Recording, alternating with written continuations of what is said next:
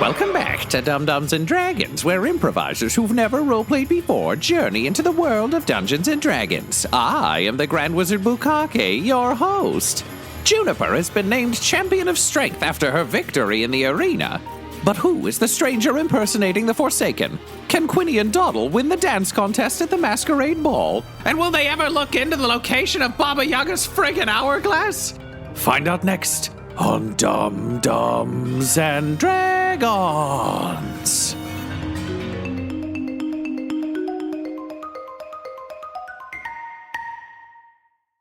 This 10 gold, I'm throwing it in the garbage. And I just throw it in a garbage can. All of the people who got ejected dive into the garbage can and fight over it. I'll give another 10 gold to whoever can tell me where the Forsaken is staying. Jesus. I think he was staying at the manor. Okay, tell me where that is. I've calmed down and I'm a little embarrassed by how much yelling I was doing. Greblock Manor. The Fucking hell. All right. I give that guy 10 gold. This day has been a fucking anus. All right, so you all meet back up. Do you want to meet back up at the tavern, I assume? Back at Bar Barbaran? Yeah, that feels like a safe space for us to meet. So you arrive at Bar Barbaran. The dwarves have cooked up a really nice wheat beer. It's really good for the season. Now that they're no longer under the constraints of Bart, the bartending bard, the beer quality has truly risen exponentially. You're all served some drinks. Juniper, you're still festooned in your victory garb. Dawdle and Quinny, they administered tremendously good medical care to you, so you actually feel better than you did when you started the day, which is pretty good. You're feeling limber. I feel better than I have in a long time. Yeah. I mean, I carry a lot of negative energy around. Yeah. They gave you some like affirmations. They're like, eat, pray, love. And you're like, oh, that's what I've been missing. Oh, wait, Juniper, you still have my steak? Yeah, Otto, come on out. Hey, did we win? Yeah, we won, buddy. You did so good. We did it! Yay! He does like a little snake dance. Here's the thing. I need to figure out who the fuck is dressed up as the Forsaken. Why? Because I'm the goddamn Forsaken. What do you mean you're the Forsaken? The Forsaken was in the ring. There's a long puppet show. What's the song that plays while we watch it? It's like You've Got a Friend in Me, only it's played by a death metal band. You got a friend in me. Yeah, just like... Yeah. You got a friend in me. So I act out the whole Thiefies where like I lost my faith in my goddess altogether because I had no more powers and then became a murderous monster and then became a celebrity by being a murderous monster, but I had like a really good merchandiser. Cut to the end of that. So two things. A, it is me. B, it's a very profitable brand. And C, I don't want someone who's not me dragging people down into a weird hell that they should not be a part of. Atheism is incorrect. I'm morally opposed to the views being presented. So I need to figure out who this is, and then if they're the wrong kind of Forsaken, let's have them meet a goddess. And if they're the right kind of Forsaken, then let's get our cut of the merchandising rights and set some brand rules. I imagine if he's here, he's got to be at the Masquerade, right? If we're thinking he's like a Gremlock fancy. If he's staying at the mansion, he's probably going to show up at the wedding and real weird about it. Like, think of that guy at a wedding. Fucking bummer city. Well, that's why I want to talk to him before the wedding, because he also might be able to help us with the heist. Oh. So what I'll do for the Masquerade tomorrow, I'm going to bring the stuff that paints Goblin Jr. into Death Wolf. I'm going to bring him as my regular companion, and then when we're in the party, I'll dress him up, and we'll keep him with that medallion of thought, and we'll send him to bring the Forsaken to us. I'm going to get that back, right? Get what back? Yeah, I'm like, he lost a breastplate. Now he has a medallion. So you have an evening to prepare before we deal with Masquerade Day. Is there anything else you want to do this evening? You guys need to practice your fucking dance. Yes, we do. Well, actually, I would like the night off, please, because as we met the Baroness for the first time, and I got to thinking, it's like, they told us that the Baroness was gonna, marry a queen. And at first I was freaking out because I was like, well, maybe they're gonna marry me. But then I was like, no, I'm not a queen. Maybe they're not gonna marry me. And then I quickly realized there is a way that I could be queen now. And I'd very much like to just go to bed. There are very few times I'm just going to say that's a bad idea, but not practicing the dance because you're sad means you'll have less of a chance of getting into the wedding that you want to stop if it's you. Don't you want to practice that? Like Juniper and I could go try to get information about the queen if you want. Like we could go see if we got any rumors. Maybe it's not you and then you don't have to worry at all. Like we go to pubs and like talk to people. Okay, it's going to be a really sad spider that dance though. You got to dance it out. Got to work out those issues on the dance floor. Is there a particular person you want to get news? Because mean, I've got to go as me, but we could send the crazy grandpa or the knitting lady, or like, who do you think will get you the info you want from strangers? There's the naked half-orc who pulled me in the water. Okay, well, let's cross that off the list right now. Okay, so clothed. That's a good thing to want. Maybe not the creepy. Honestly, it'd probably be you, because you're nobility and charismatic. Cool. Do you have like a noble person? Or do you know what? You're the champion. I'm a champion. Wear your champion crap. Thank This is you. going to be great. I'm the fucking champion. Like, rightfully so. Look at these flowers they gave me. The crown goes really well with my masquerade outfit, That's too. true. Just want to say. You should add it. I will. As Doddle sad dances with Quinny, can you both roll me a performance check? Oh no. It's 5. 15. Okay, so as I'm sad dancing, I think I could use like a pep talk or something. Sorry, my instinct was not nice. I mean, do it. Go with your instinct. Quinny like pirouetting around you and being like, you are fucking this up. Do better. You're going to sink us both out there.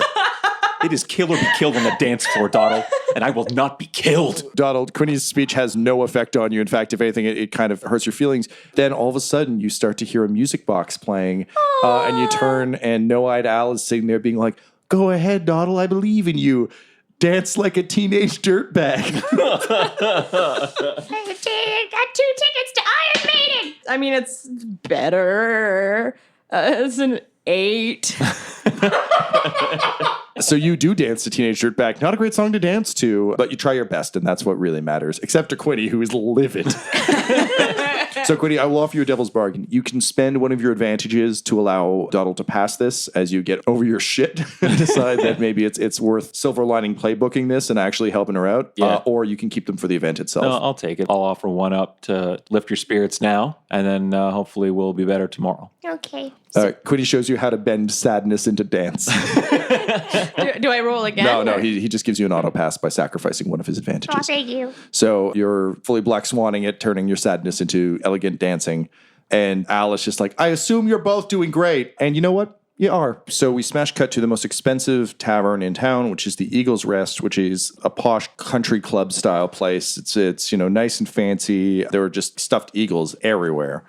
The door's opened by a dwarf butler, but she looks you up and down and goes, "Oh, a lord, and the champion. Oh my, well, welcome to the Eagle's Rest. May I take your cloak, madam?" Yes, of course. "Sir, may I take your cloak? Oh, it seems to be a bit dusty. Shall I have it washed for you?" I would appreciate that. Thank you very much. Very good. So she takes both of those and she ushers you in. Big, massive, more supper club than tavern. That said, everyone's getting drunk. They're just getting rich people drunk. So it's the same effect, but on much more expensive drinks. I want to look around and try to spot the friendliest looking table, but I need to be sure because I'm used to like aristocratic politics. They can't be the least important people in the room. I need to be at least like 3 rungs up from. You find a mid-level elven lord. She seems to be well off enough that she has tables she avoids, but is kind of well aware of her station. So she kind of flits in and out of things, and eventually you find her just standing on the balcony, kind of overlooking the grounds, sipping a very expensive liqueur. I'll join her on the balcony, and I just say, "Come here often?" "No, first time, but perhaps I shall come by again, Mr. O." And she kind of like looks at your massive form. She says, "Aren't you interesting?" My name is Butthole Farch, leader of House Farch, heir to the kingdom of Akar, and you are? "I am Lady Edith. It's a pleasure to meet you, Lady Edith. Do you come from elsewhere? We come from a noble but small-ish town outside of the Windbreak Vale, just on the edge. We're bannermen to the Silverthorns." Ah, so you've traveled for the wedding. "Oh, we have indeed. Yes. Our new queen is to be married." Wonderful new queen. Have things changed so recently in the Vale? I've only journeyed into this land recently. Came to town, heard about the wedding, bought a couple of businesses, just having a good time. Well, I was going to write you off, having never heard of House Farge, but if you've bought property, that does suggest you're on the up and up. Can you roll me a persuasion check, please? 11. She seems on side to sort of randomly gossip. She's not going to give you any deep insights, but she's, yes, our recent princess, Dodalia Silverthorn, has been proving herself quite ambitious of late and recently announced that she would be stepping in as Queen Regent. Interesting. Was there a previous ruling family? Oh, yes, Queen Silverthorn was on the throne for quite some time. A very impressive woman, a mighty warrior who helped bring calm to the Vale and truly protect us. But, there had been some talk that she wanted to retire, but it seemed that young Dodalia had no interest in ruling. she seems to have really straightened up and decided that this was her time. So the queen apparently was very happy to abdicate, and we now have a new queen. The former queen, I guess. Is she here for the wedding? No, we haven't seen much of her. Apparently she fell into rather ill health. Oh, that's not ideal. But No, of course, certainly not. old people. You both Jim take to like the room full of gray hairs, muttering like, money. You both nod to each other. Wonderful. Well, it's been a pleasure to meet you. And you? Hopefully I will see you at the masquerade. Well, why wait? Do you have plans later tonight? No, actually. And I don't have to compete in the dance, so perhaps we shall drink and make friends. Is that what they call it where you come from? Depends on what you mean by it. Let me be clear. My vagina would like to make friends with your penis. Oh, my. I rarely do that on the first conversation. Smash cut back to Fade to black. Juniper. Juniper, you are inside the bar. What are you doing? Juniper is ordering drinks. Juniper does not quite know how to handle these types of crowds. So you pull up to the table and pull a champion stance, and the bartender is bringing you drinks for free because you're the champion. That said, they're all coming in these tiny little sherry glasses, which is like so frustrating to you as a long-traveled warrior. So I think you're kind of in almost a Thor situation where it's just like you sip it and it's like, again. And he goes, oh, very good. And he's steaming the glass each time, and it's really incredibly frustrating. I kind of want to make conversation with the bartender. What do you want to ask? So, you've been in Handor long? Oh, yes, my whole life. Yeah, so what do you think of it? And the Gremlocks? Because you've been the only person hanging out at the bar, he kind of rolls his eyes. He's literally like that wedding bartender that you befriend who's like, oh, thank God, someone to talk to who isn't these assholes. Yeah. So he kind of leans across the table and is like, honestly, they've been going downhill for years. Used to be incredibly powerful warlocks, but, their magic has been growing thinner and thinner every year. They barely have anything left. For years? Yeah, over decades, generation to generation. I remember my grandfather would tell me tales of how powerful they were, but current lady hasn't shown any of that. So it sounds like their talents have worn down, if you know what I mean. I think she's pretty lucky that she's marrying this queen lady from, fucking Elfland or whatever, because she's not got much left. What do you know about this queen lady? She's an elf. She's supposed to be pretty ambitious from what I hear. All right. Okay, bye.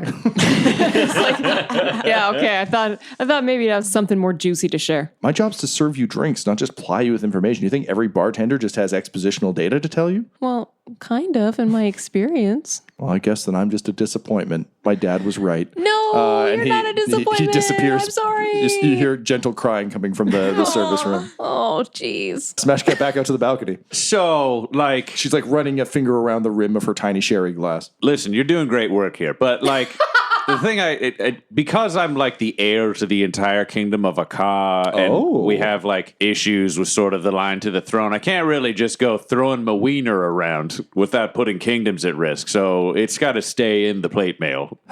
We can make out for a bit if you want. Well, I'd never say no. And then she just jumps you. Great, we're gonna make out for a bit.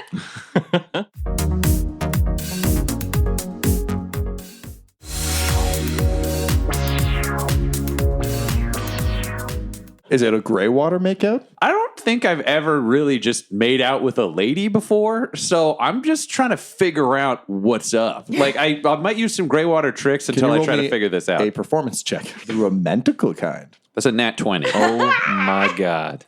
We both orgasm. So even though this does nothing for you sexually, she's at least inventive, and you're learning a lot of interesting techniques. And just maybe if Queenie gives you the time of day one day, I can kiss that boy so good. you feel confident now. You knew how to do it in a professional friendship way, but now I think you've got a good sense of how to romantically do it. I thank her at the end of this makeout. She is quite flushed. Does not seem like she requires thanks. She's been thanked plenty. I don't thank her. But I say that I will see her at the masquerade. And she says, oh, hopefully. Agreed. Okay, I've got to head back and look after my new businesses. See you later. She's like, fuck, that guy's cool.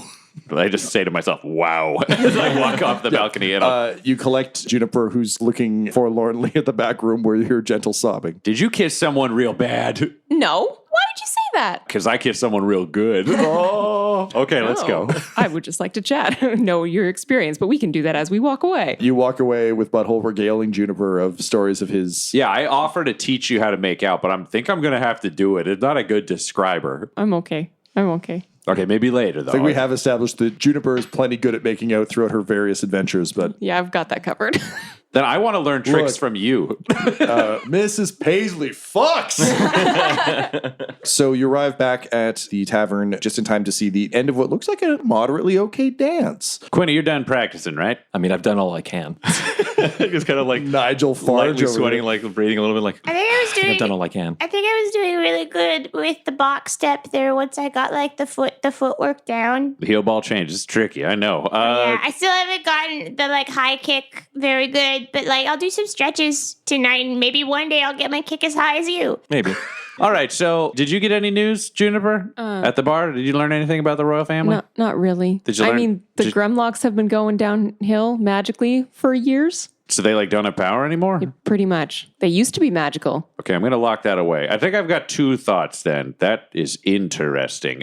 So, some bad news, but possibly medium news. We heard... So wait, my options are bad news and medium news. Yeah, because there's some question marks involved. So, That makes the it queen worse. getting married is you. You're the queen regent because your mom abdicated, and then they're telling everyone she's sick and no one's seen her in a while. But she's alive? Well, no one's seen her in a while, and they say she's sick. As I said, it could be medium news. Maybe she's just sick. But based on the stories we've heard of the Void Walker, I don't know. Quinny just sighs, just throws the newspaper down, like, oh, all right, let's start practicing. Focus on that. This isn't time to dwell on whether or not your mom is sick or dead. Stop. There's no crying and dancing. There's no crying in the box step. Okay, other thought, as we just watched Donald be forced to do like a very sad box step while Quinny stands over her, but I'm still talking to the whole room. We've heard before that the Void Walker tends to show up to like peace talks and then brutally murder everyone, right? Because that's what happened to the TikToks. Okay. We've now learned that the Gremlocks have been running out of power for a very long time. So this means it's sort of like showing up to an enemy you know is weaker than you to have a celebration about an alliance that would make it very easy to, let's say, murder everyone and take over the city, right? That would fit Voidwalker MO? I'd imagine so. Yeah, if enough of her guards are on board, yeah. I have a lot of concerns about this wedding would be the short answer. This could be a hostile takeover. It could be an assassin. You know how we took over the two businesses? This could be that at a city to nation level. I mean, we're going to stop the wedding. I would also like to point out it'd be like really cool. You know, you do what you need to do in order to like save my people and whatever, but it'd be super duper if nobody killed, you know, my old body because I would like to go back to it. Would you have to go back to it, or does Baba Yaga turn you into it? Were you transformed or swapped? I was swapped. It was a Freaky Friday situation. So if we kill that body, then we're screwed. Well, I'm screwed. I mean, like I said, number one priority here is to fix my fuck up and save my people. So we can't just steal the hourglass and leave. That would not work for you. I mean, How do you feel if the Voidwalker kills Gremlock and then we just put you back in your body and now you got two cities? I don't know if I'm ready for the responsibility of one city yet. So you don't like that idea? just wanted to check. You know what, but I'm not okay with a lot of things that are happening right now, and I just have a lot to process right now. You just do that box step. We'll come back to this. Box step. She Just start- sadly dances. Quinny, you're in charge of dance practice. Yeah, oh yeah, I'm doing it. I think I'm good to go to bed. Butthole, as someone who has dealt with parental issues more than perhaps anyone else in the party, do you have any parting words of wisdom for Doddle in this difficult time? There's like a war within me because I just assume everyone's parents are monsters, but I've realized that's not true, and she seems sort of emotional, which would suggest her mom wasn't. Doddle, this is just worth noting. Parents disappear or they die or they change, and we lose them because we change too. And we all have an idea of how that's going to happen. You might think you're going to have like a big speech from your dad and you get to refuse his speech and then stand up and be a hero and then defeat him so you can prove to yourself and him that you're strong enough to be your own man. But then he gets attached to a venom monster and your friends murder him while you try to murder them, and he never gives a speech and you just get a ring and your life is empty and you never know if you'd be strong enough to beat him, and that haunts you. So you don't want to be a queen, and I can understand that because it sucks and you have to make hard choices and a lot of them are kind of shitty. But parents go away, and then you have to figure out what you are. And the choices are the choices you're stuck with. So the question isn't, are you going to be a queen? It's what kind of queen are you going to be? And then I walk out. I put away my clipboard.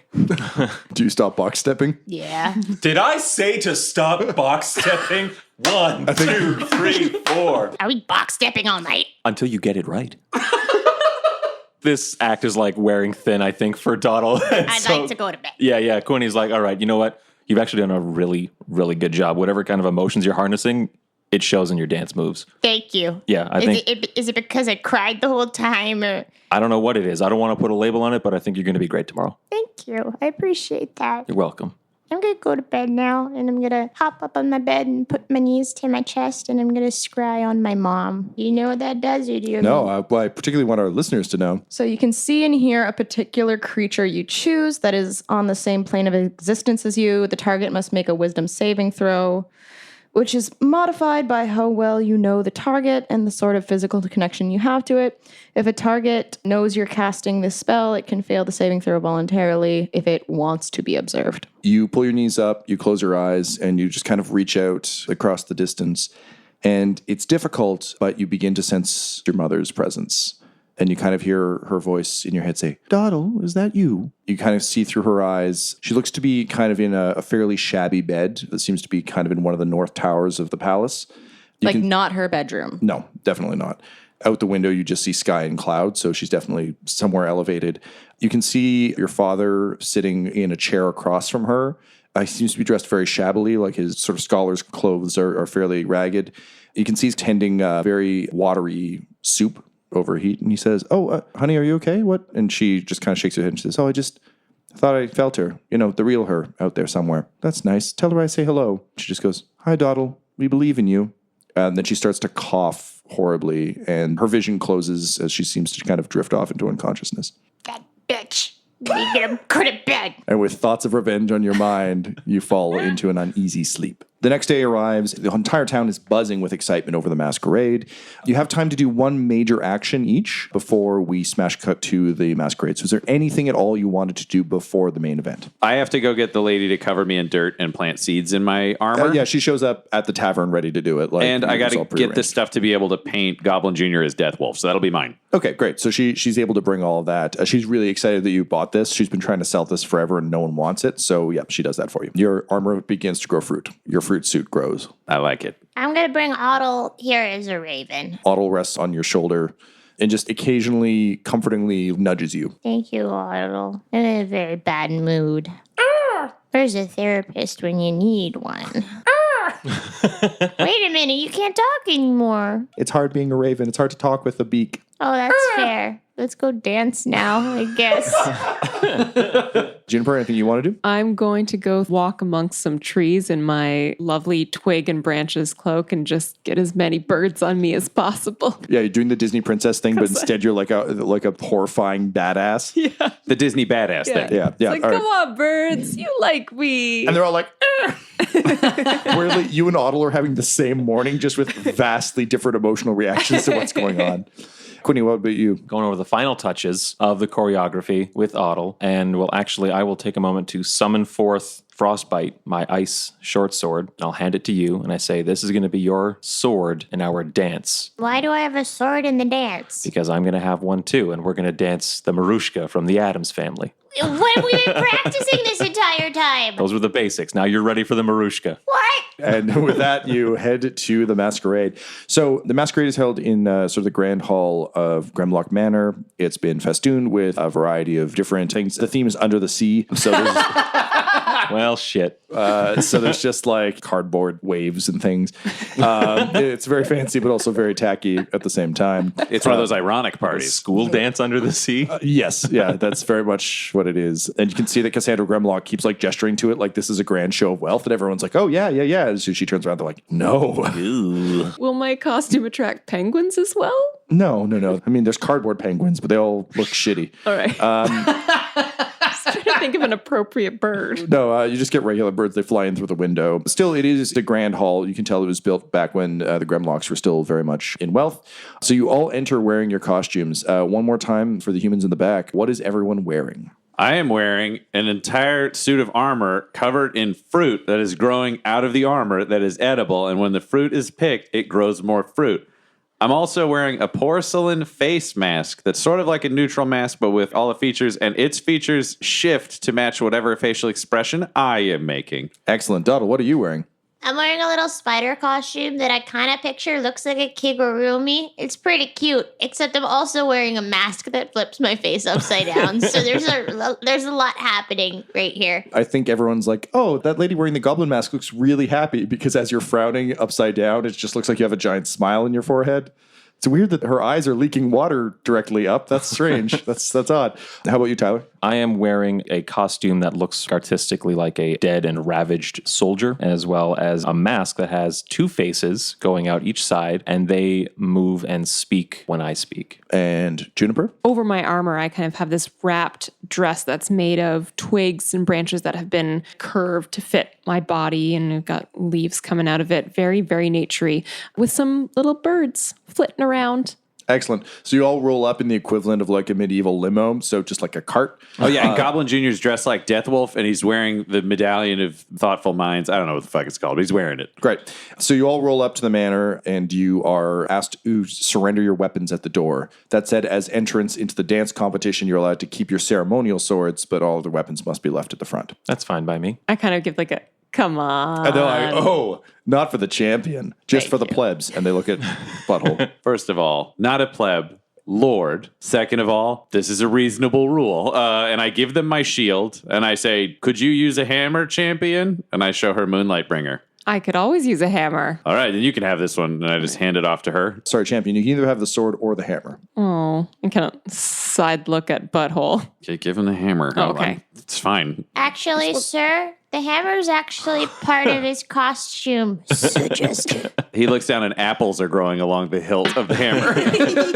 Oh, well, I wouldn't want to take away Lord Applehammer's weapon of choice. He 100% falls for the suggestion. I take my hammer back and I say, thank you. Would you like an apple? Thank you, Lord Applehammer.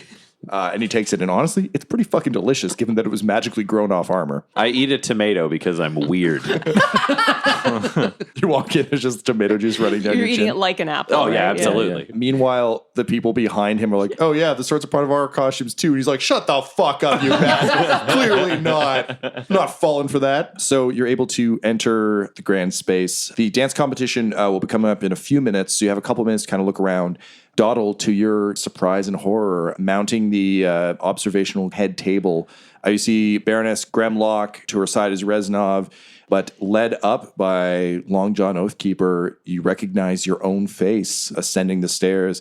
Dodalia is a elf with long black hair and a long, flowing, beautiful green dress, and she looks over this place as though she owns it already. She takes the Baroness's hand and sits next to her. Is that really what my head looks like from the back? I look down and I say, what? Is that really what my head looks like from the back? And I look up at the dais and I'm like, is that your body? That's you? Then A, yes. But B, guys, and I like tap Quinny on the shoulder, but I don't look down at Quinny. It's one of those things where And you then want them Quinny to look. taps Juniper on the shoulder. Yeah. I'm like, that's what? the dais. The What? dais. That's the void walker inside Doddle's body. Yeah, all right. Doddle's rolling up. Quinny's like, I got something to focus on here. Okay, you guys just focus on the dance. Doddle, you got to focus on the dance right now so we can get in there and change this. Doddle's rolling up her sleeves and like spits and starts walking towards the void breaker. Use it. Wait, no. Okay, Quinny, Just running. Yeah, Quinny, you got to deal with Doddle. And I look down to Goblin Jr. and I'm like, go find the Forsaken and bring him to Prince Applehammer. And I sling my hammer on my back, but I nestle it in among as much fruit as possible so that it's not clearly me walking around with a weapon. It's just like fruitified. Quinny, you managed to get in front of Doddle. What's the argument you used to stop her from rushing the stage? This is not our chance to get close. That chance is coming. What we need to do right now is dance our way into the wedding. And then you get to roll your sleeves up and beat the shit out of the person in your body. Mm-hmm. Yes. I'm gonna give her any wounds that are gonna heal. Good. Hold on to that. But we need to dance right now, right? Okay. Right? She's all the way up there. It's not going to happen right now, but it will happen. She's also probably gonna instantly recognize me. This mask might not have been the best choice. That's something to think about. We could do like, have you ever heard of the Elvish play? We're gonna do the Elvish play. When he's just excited that you're excited, and he's like, "Oh, okay," and his mind is racing. Like, what is the Elvish play? So in my homeland, we have this play where in the play there was a murder, and then the person finds out about the murder, and then they put on a play inside the play that acts out the murder. There's a lot of change-ups, like seconds before we get onto the dance floor. We'll still do the same thing, like Okay. whatever you said, like the sword Macarena or whatever. The mamushka. I prefer sword Macarena, just to be clear. We all Right. do. It's known as the mamushka to Quinny's people, but the rest of the world calls it the sword Macarena. But I'm gonna go up there looking like her in a spider costume with an upside down face, and it's gonna freak her out, and then we'll have the upper hand, and then I'm gonna kill her. After we win the dance competition. Yeah, we're gonna win the dance competition. Yes.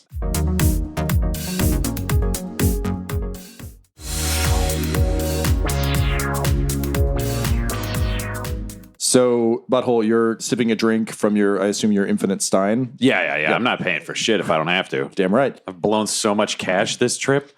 And Deathwolf walks up beside you and is like, hey, look who I brought. And you turn and the Forsaken stands before you. And I look him dead in the eye. Can I recognize who is inside the helmet? You Because it's got do. that like gladiator front opening. Yeah. You recognize those eyes. You once respected those eyes and befriended those eyes and were briefly arrested by those eyes. It says, oh, Butthole, I see I've got some splaining to do. And I just like, oh, thank the goddess. I was really worried it was just a rando stranger. And he takes off his helmet to reveal a very gaunt but still recognizable Von Strauss. Why are you the Forsaken now? Well, after I failed my lord and he died, I was at loose ends. Neverwinter fell into the hands of the enemies, and I didn't have much purpose. But then I remembered how you found new purpose, and I sought out your armor and the ashes of the battlefield, and this, my ward, Murder Child, or as he was once known, this is Lord Neverember's secret heir. I'm training him and raising him so that the same fate that befell my lord will never befall him. Okay, I'm pretty actually kind of on board with what you're doing here. I hoped you might be. I feel like Andon's probably really mad that I stole the armor, though. Honestly, I haven't heard from her either, so not Oh. crazy about Annan right now. Gotcha, yes. But I'm glad because it seems like you've got like a moral center to this Forsaken character, which I feel like was always going to be the logical next step Yes, in well, I've licensing. been trying to take him to kingdoms that have fallen into ruin so he can learn from their mistakes. The Gremlocks themselves seem to be on the out and out. I wanted him to witness firsthand what corruption can lead to. Okay, I got two questions. One of them's going to seem petty, but it's functional, and then the other we'll just keep rolling forwards with that. As you're traveling around as like a fighting champion and stuff, I imagine they're paying you to show up, right? Not often. Okay, you need to start having them pay you to show up. No, 'cause but my soul is crushed. I care not for money. I understand, but we also have a book dealing empire to go with this. Plus, it creates more value, which means you'll have an even easier way into kingdoms for Murder Child. It's about scarcity. You have to create it so people get FOMO, which is a fear of missing out. Yes. Or FOMO-OF, which is fear of missing out on the Forsaken. He says, well, perhaps this can help salve the wound, and he hands you a bag of 2,000 gold. Holy shit, yeah, that does salve the wound. But yeah, I guess if we did this as like a functional licensing deal, you're a fair guy. I'm not worried about you screwing me. So yeah. I was before the darkness. Yeah. You find his voice drifts in and out of Forsaken the sadder he gets. Yeah, there's a little bit of like still Paladin in there. And I'm like, do you know what? Here's the thing about the Forsaken that I just want to let you know. It's good to put on and explore the darkness, but sometimes you got to like leave the darkness because if you forget what you're Forsaken from, you're not Forsaken, you're just grumpy. You roll me a religion check or insight? 23. He kind of looks deep into your eyes and nods and says, I'd not considered that side before.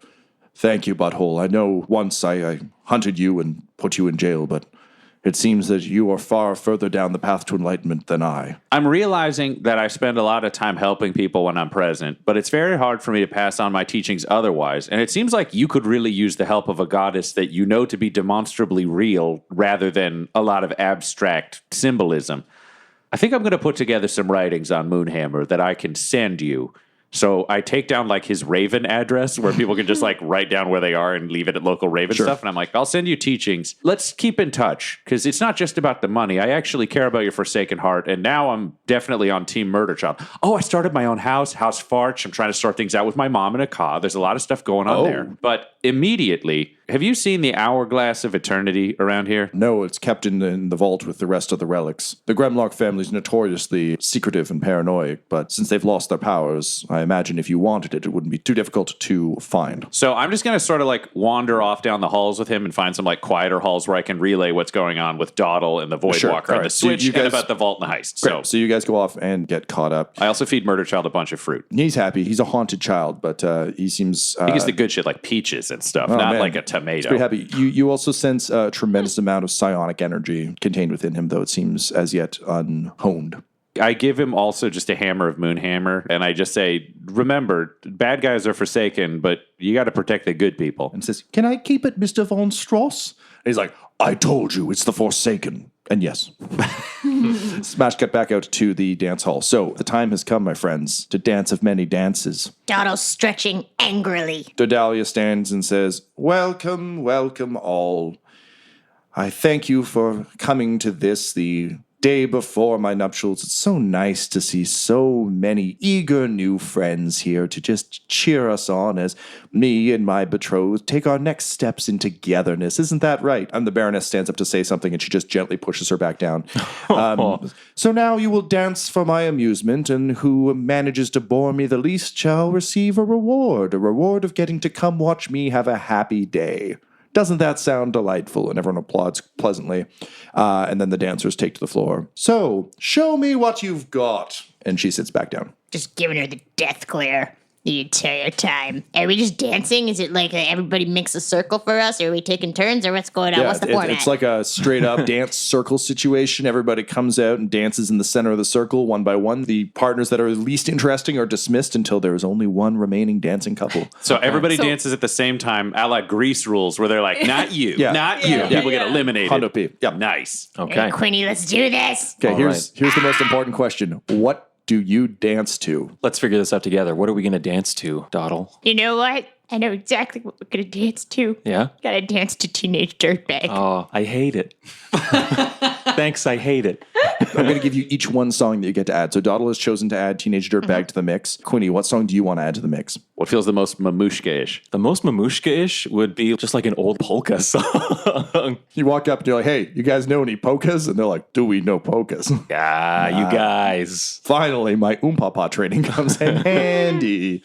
And with that, the band begins to play. So we're going to do this as one of our classic multi-check systems.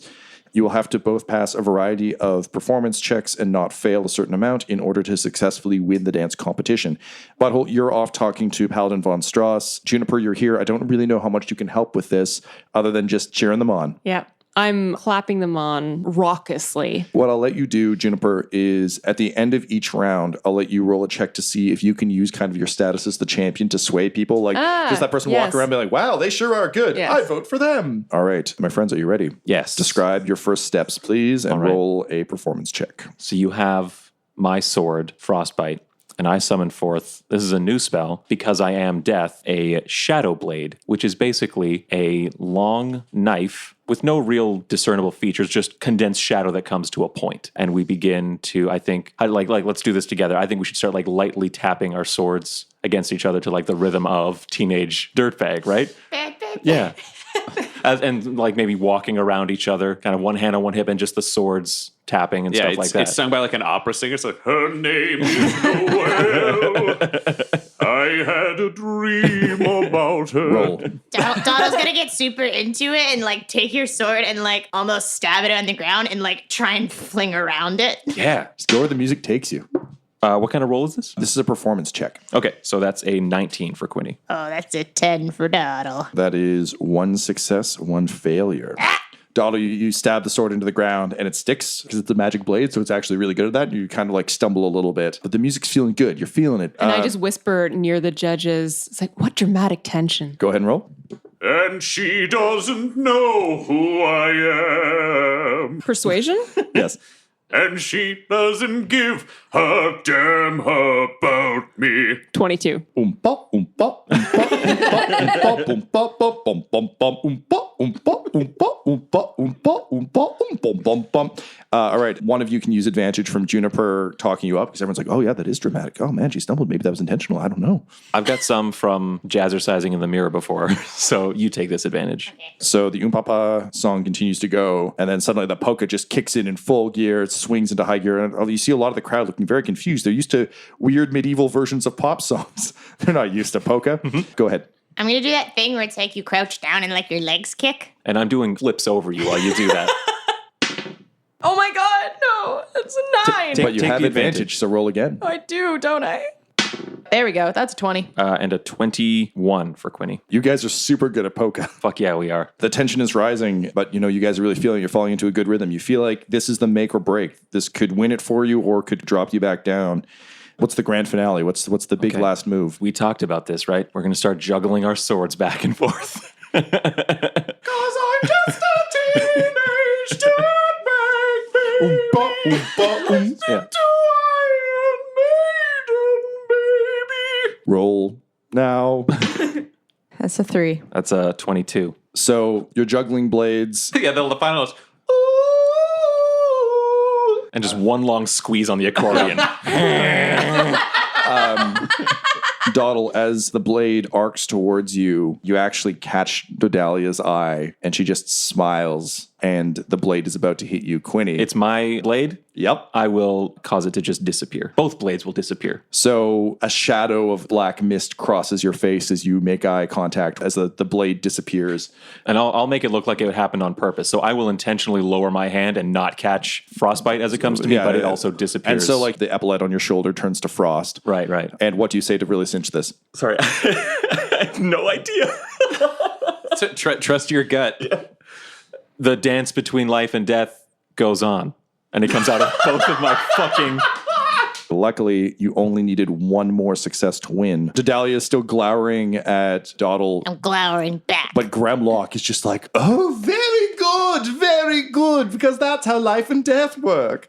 I know that one. And the crowd bursts into applause, and it's true. You, as the winning couple, have in fact won the coveted spot at the royal nuptials. After that, the party kicks into high gear. That said, Dawdle, having made eye contact with Dodalia, I think, Butthole, you come out, see that they've won, but then see this happening and quickly usher her out. Yeah, it's time to leave. So you guys clear out. Let me at her! You just burst an orange all over yourself trying to get past me. And you quickly hurry out and return to the tavern to make your final preparations. This episode of Dum Dums and Dragons features the voices of Ryan LaPlante at the Ryan LaPlante on Twitter, Tyler Hewitt at Tyler_Hewitt on Twitter, Laura Hamstra at EL Hamstring on Twitter, our special guest, and our DM Tom McGee at McGeeTD on Twitter. This episode's sound was edited and mixed by Laura Hamstra, and Dum Dums and Dragons artwork is by Del Borovic, who can be found at delborovic.com. Our theme songs are And Now for That Massive Coronary and Skipping Through the Orchestra Pit Part 1 by Peter Gresser, and our ad music is No Control and Chiefs by Jazzar, JAHZZAR, all available at freemusicarchive.org. When it comes to Dum Dums and Dice, you can visit our website at dumdumdice.com. Our Twitter and Instagram are at dumdumdice, and on Facebook at facebook.com/dumdumdice. But most importantly, we've got merchandise at redbubble.com/people/dumdumdice, or you can join our Patreon at patreon.com/dumdumdice. That's DUMBDUMBDICE. And tune in next week for more Dum Dums and Dragons.